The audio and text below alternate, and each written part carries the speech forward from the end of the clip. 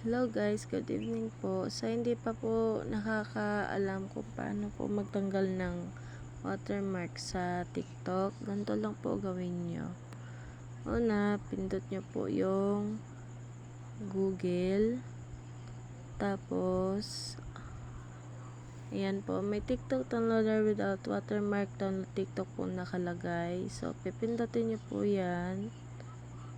Yan, may makikita po kayong paste and download.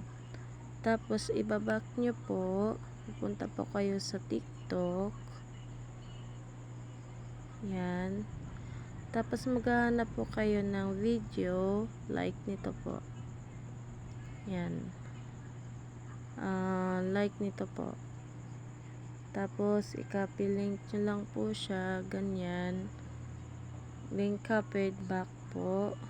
Back po kayo, tapos punta ulit kayo sa Google dito, tapos i-paste nyo na po siya, i-download.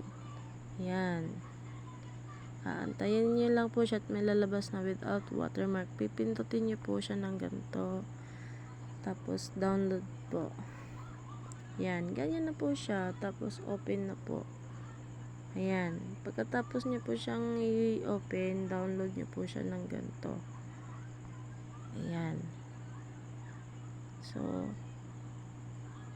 wala na po siyang SS watermark sa gilid. Tapos, titignan nyo rin po siya sa photos nyo. Ayan po, nakalagay na download. So, yan, makikita nyo. Watermark ng TikTok. So, salamat po. Thank you very much.